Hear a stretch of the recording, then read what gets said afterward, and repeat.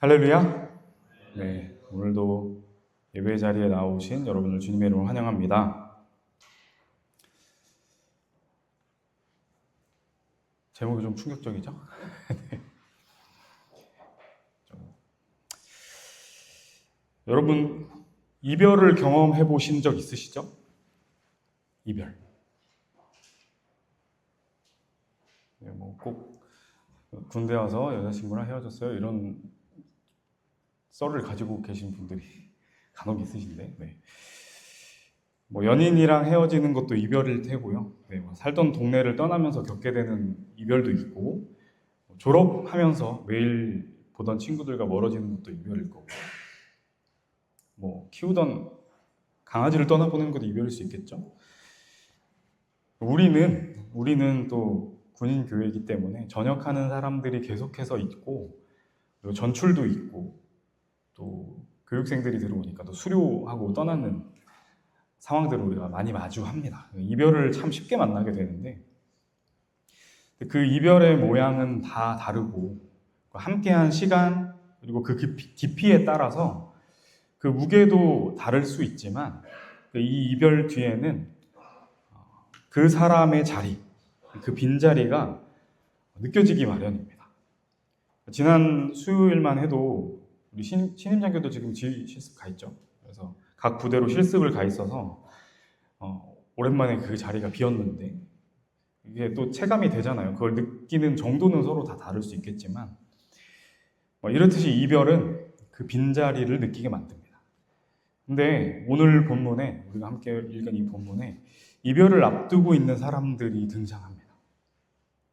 누굴까요? 아무 생각 없이 읽으셨죠?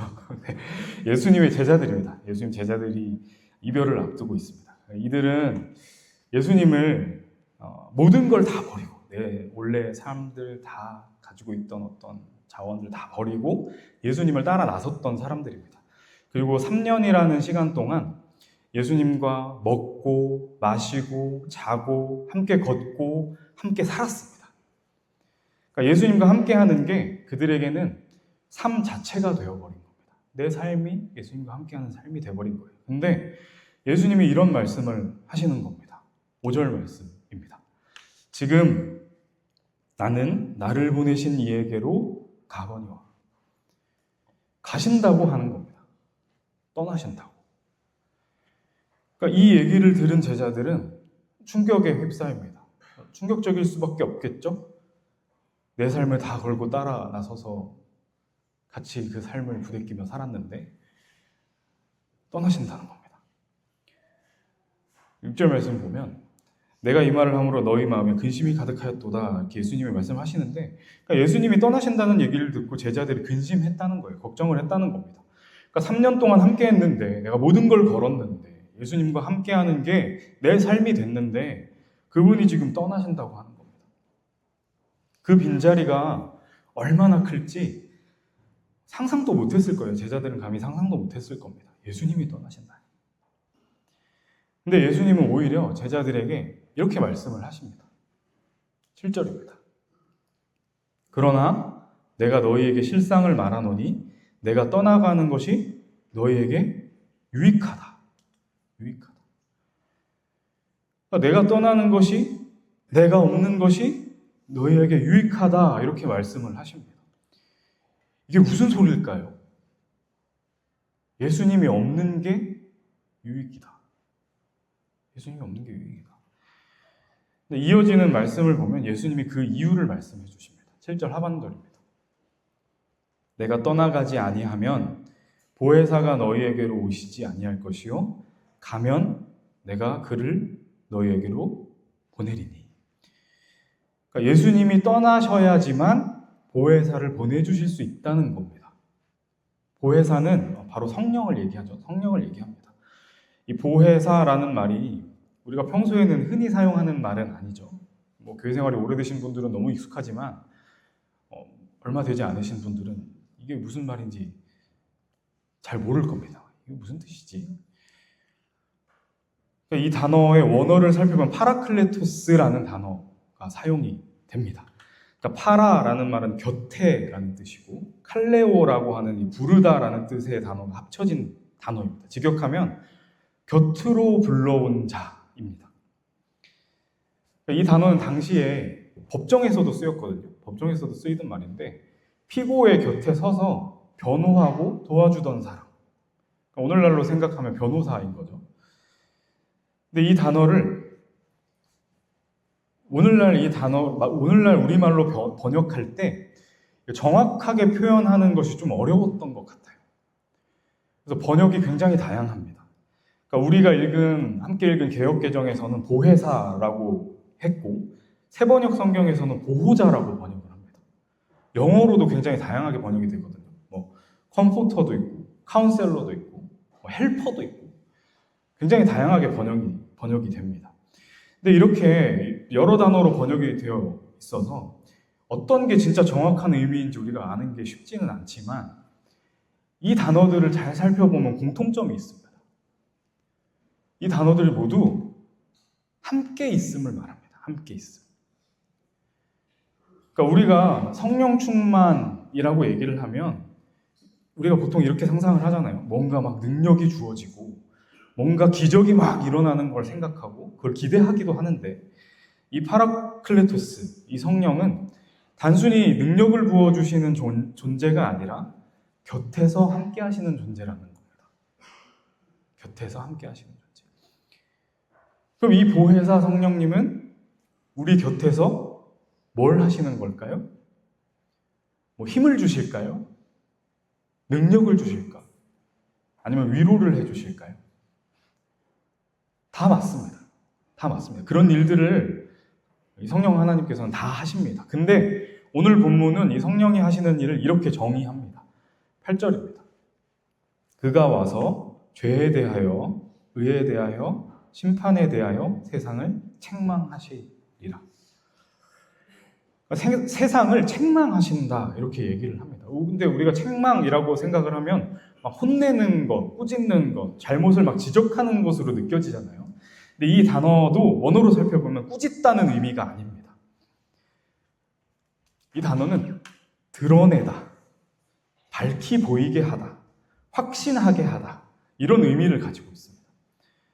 이 단어도 법정 원어로 사용됐습니다. 그러니까 법정 원어로는 증거를 제시해서 그 주어진 사실을 명백하게 하는 것을 의미합니다. 그러니까 이 성령께서 하시는 일이 정죄하는 게 아니라 벌 주려고 하시는 게 아니라 우리가 잘못 알고 있는 것들을 올바르게 보도록 만드시는 일을 하신다는 겁니다. 그럼 어떤 거를 올바르게 보게 만드시냐? 무엇을 바로잡으시냐? 죄에 대하여, 의에 대하여, 심판에 대하여라고 기록하고 있죠. 죄가 뭔지, 의가 뭔지, 심판이 뭔지 세상은 이거를 잘못 알고 있다는 겁니다. 그러니까 우리가 죄라고 하면 나쁜 짓을 하는 거라고 우리가 보통 생각을 합니다. 윤리적인 문제를 생각해요.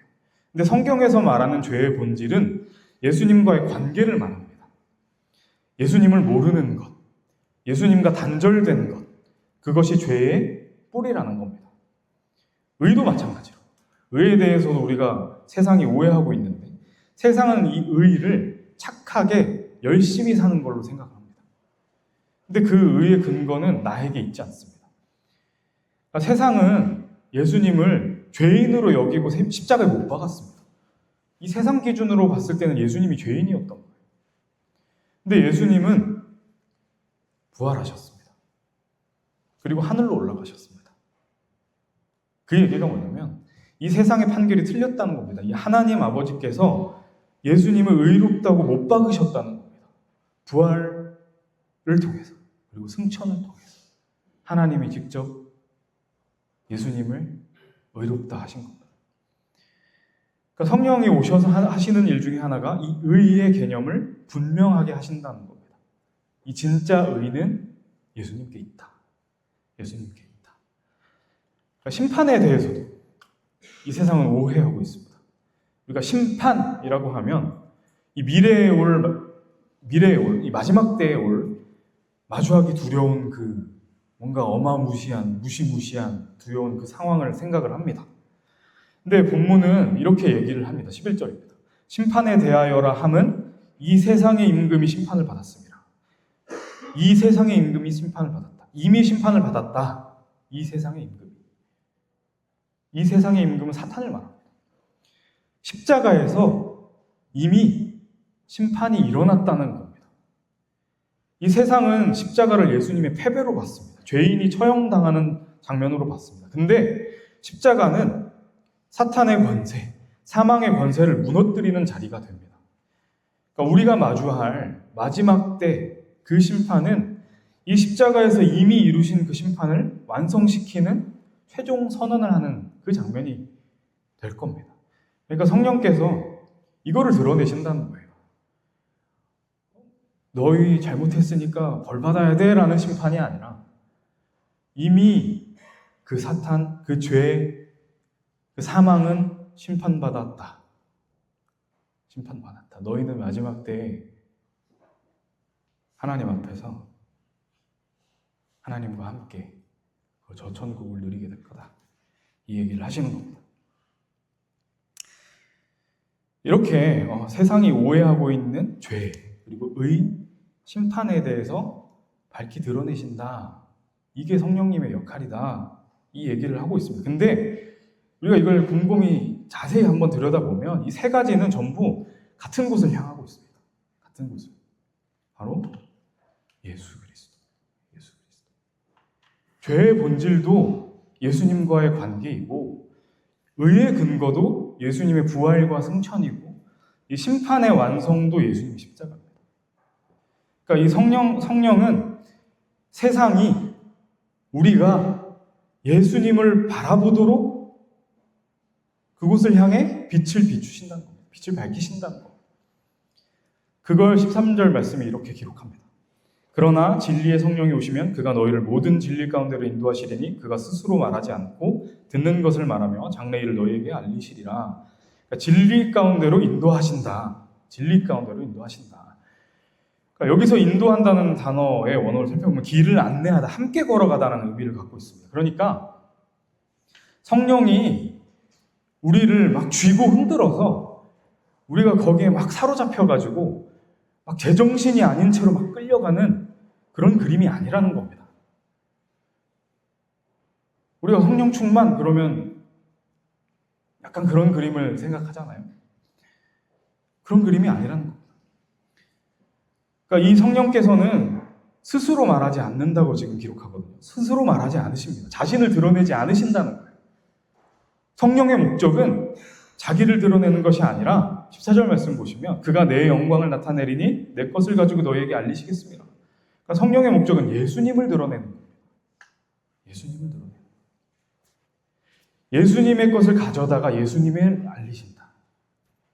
예수님 것을 가져다가 예수님을 알리신다. 그렇다면 성령 충만은 어떤 모습이어야 할까요? 뭐 특별한 능력을 얻게 되는 걸까요? 아니면 특별한 체험을 해야 하는 걸까? 아니면 뭐 우리가 흔히 생각하는 기적과 뭐 방언을 하고 뭐 이런 특별한 경험들을 해야만 하는 걸까? 물론 그것이 예수님을 아는 데 도움이 된다고 하면 그러한 게 다 필요할 수도 있습니다. 필요할 수 있습니다. 예수님을 아는 데 도움이 된다고 하면. 그러나 그런 기적들, 그런 특별한 경험들마저도 우리가 예수님을 향하도록 그리고 우리가 예수님을 알도록 만드는 데 목적이 있는 일이라는 겁니다. 그러니까 성령 충만하다면 우리는 예수님을 닮아가게 되어 있습니다. 예수님처럼 말하고 예수님처럼 사랑하고 예수님처럼 살게 되는 겁니다. 그러니까 성령 충만의 이 증거는 내가 얼마나 능력을 갖게 되느냐, 특별한 경험을 하게 되느냐, 내가 얼마나 특별해지느냐가 아니라는 겁니다. 그래서 내 삶에서 얼마나 예수님이 잘 드러나느냐, 예수님이 얼마나 선명하게 보이느냐, 이게 성령 충만을 이야기한다는 겁니다. 어렵죠? 오늘 조금 신학 강의를 하는 것 같은 느낌인데 오늘이 성령 강림주일입니다. 그래서 성령에 대해서 여러분들이 오해하고 있는 부분들, 그리고 정확하게 알아야 되는 부분들을 알았으면 하는 마음에서 이렇게 말씀을 드리는데 예수님은 제자들에게 말씀하신 대로 실제로 그 곁을 떠나셨습니다. 그러니까 십자가에서 죽으셨고 부활하셨고 그리고 하늘로 올라가셨습니다. 그러니까 제자들이 두려워했던 그 이별, 그게 실제로 일어난 겁니다. 근데 그게 끝이 아니었죠. 끝이 아니었습니다. 말씀하신 대로 성령이 오셨습니다. 예수님이 떠나신 그 자리를 이 보혜사 성령께서 채우셨습니다. 그리고 그 성령은 제자들 곁에만 머물지 않으셨습니다. 성령님은 오늘 지금 이 자리에도 계십니다. 그러니까 우리가 예수님을 바라볼 수 있도록 우리 곁에서 함께 하시고 빛을 비춰주시고 곁에서 함께 걸어가십니다. 그분이 우리와 함께 하십니다. 예수님이 없는 게 유익하다? 네. 예수님이 떠나심으로 그리고 그곳에서 성령님을 보내주심으로 우리는 더욱 예수님을 바라볼 수 있게 됐습니다. 제자들뿐만 아니라 우리들에게까지 지금 이 순간에 간절히 바라기는 여러분이 이 성령님을 만나게 되기를 소망합니다. 텅 비어 있는 것 같은 그 자리에서 우리가 살면서 참 비어 있는 것 같은 그런 순간들 많이 마주하잖아요. 그 자리에서 우리를 따스하게 감싸 안고 우리를 예수님께로 이끌고 가시는 그 성령님의 빛, 그 인도하심을 깨닫게 되고 또 경험하게 되는 우리 모두가 될 수 있기를 간절히 축원합니다. 네.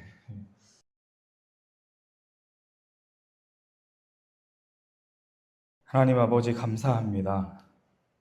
우리에게 주어진 어떠한 상황 속에서도 예배할 수 있는 이유가 되시는 주님.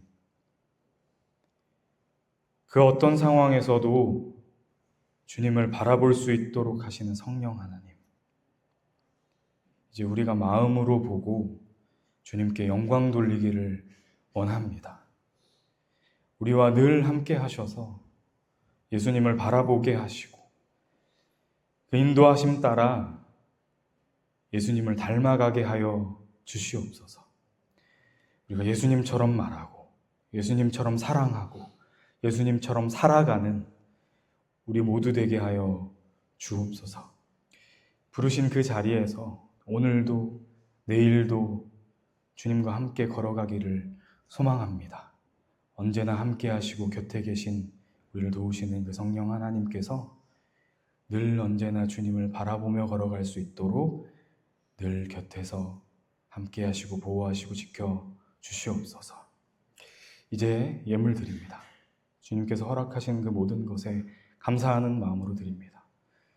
우리의 시간, 재물, 삶, 그 모든 것 주님께서 허락하셨다는 것을 믿음으로 드립니다.